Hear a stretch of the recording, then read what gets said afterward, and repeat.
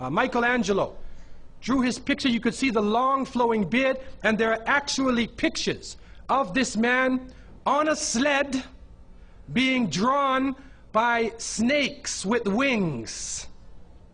Snakes with wings. Snakes do not normally fly. But in this case, the snakes have wings, and the heavy-set man is on his sled being drawn by these flying animals. Sound familiar to you now, doesn't it? He's being drawn by the flying animals. He's performing miracles.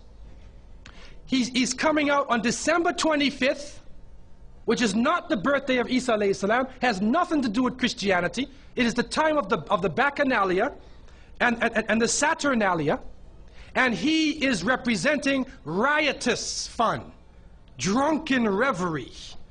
And so what happens on Christmas, the Christmas season, especially in America? People today are not even thinking about Isa alayhi salam. They're not even thinking about Jesus. They're looking how they can get drunk.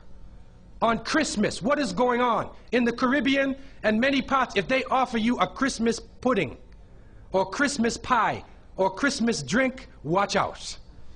Because it's probably laced with rum or wine. That's the spirit of the season. Now this riotous occasion that was going on went so far that the Christian church banned it. And the Church of England, according to historical sources, actually banned it all the way to 1647. It was prohibited in England to celebrate Christmas because they saw Christmas as being a pagan holiday. This is an official position taken by the Christian church, the Church of England, who were known at that time as Puritans. What happened was an individual was superimposed. A name was superimposed. We hear about the name of Saint Nicholas. Saint Nicholas. Now, according to some historical reports, Saint Nicholas was a Christian bishop who lived in the 4th century in Asia Minor, which is now known as Turkey. He was a very thin man, very austere. He used to spend his time in prayer and fasting, and he loved children. And he spent his time dealing with children. And because of this now, his name, some believe, was imposed upon that day, and Saint Nicholas or Saint Nick comes into that position as being the main man of the day. There's another concept, which is even deeper than that. And that is that Saint Nicholas himself is actually coming from the ancient writings of Beowulf. And in these writings, which are done in the Scandinavian region, we find the name Nick or Nickel or Nicker. He was known as a demon, the demon of the north. He was known as the evil spirit of the north, the name of Odin, the evil principle. And so in Germany and in many of the northern countries, the people actually looked upon this so-called Saint Nick as being an evil force, and they would tell their children in the wintertime, don't go outside, because if you do, Nicholas will come along, Nickel will come along, he'll capture you, put you in his bag, and take you away. And so they used it as a negative concept.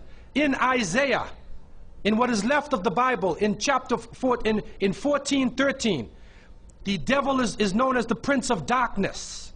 And it is an understanding that his throne, the seat of his power, is in the north.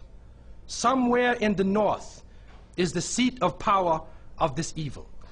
And so the Germans also, when they depicted this Nicholas, or this Pelsnickel, as they would say, Pelsnickel in German, it means a furry devil. When they depicted him, they depicted him as a man with red fur.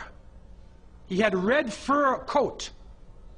And his base was in the north, and he was the essence of evil. And the Church of England till 1647 took the position that this celebration could not go on. So what we are actually seeing is that the Christmas occasion was actually the time of evil. It was the time of the belief in the Saturnalia and the Bacchanalia.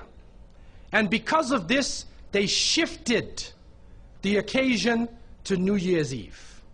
They shifted all of their feelings and their merriment and their evil to New Year's Eve. Now, before we go to that, looking back at Christmas, what is happening now in Christmas season? I don't know what goes on in Miami, but in the northern cities, on Christmas occasion, they put lights around and Santa Claus parades. Do you have a Santa Claus parade here? They have Santa Claus parades, and St. Nicholas is outside, and he's in the streets, and everybody's talking about St. Nicholas, and the poor children are taught that St. Nicholas is going to come down your chimney. Most people don't have chimneys in Miami anyway, but a 350-pound man is going to come down your chimney and bring you presents and keep his clothes white and red and go to all of the homes in the area and put presents in your stockings and put presents under your tree and then fly back out into space. And the father, the poor father who sweat and toiled all year to get you the presents, gets no credit for the present given to the child. St. Nicholas comes down the chimney, gives you this present, flies off into the night. And many of us were raised thinking, believing in this. Some of us would sneak into the night and look and see our father putting the present under the tree. We knew what he was doing anyway. But you went along with it, and the people say, well, you know, it's Christmas. Don't you like to have fun? You want to stop the children from having fun? What kind of people are you? But what are you teaching the children? You are using the name of Jesus, using the name of Isa alayhi salam, and you are using a figure who historically is the devil. The devil himself, wal-iyadu billah. They are using his figure, and he has now taken over the Christmas season. Christmas now to most people means materialism. You have to buy presents for your cousins and your friends, and you got to buy about 34 presents. And you find that most American people are in debt for 6 months after Christmas. Now, where is Jesus? You get drunk, you fight, you lose all your money, the stores raise their prices. Isa alayhi salam is described as a very humble person. Most of the time he didn't wear shoes, only 1 or 2 changes of clothing. A very simple person, eating very simple food, fasting most of the time. You see what is going on? There are 2 streams now, a stream of polytheism, a stream of monotheism, and now the polytheism, the materialism, is overtaking the monotheism and standing in the way and taking over our society.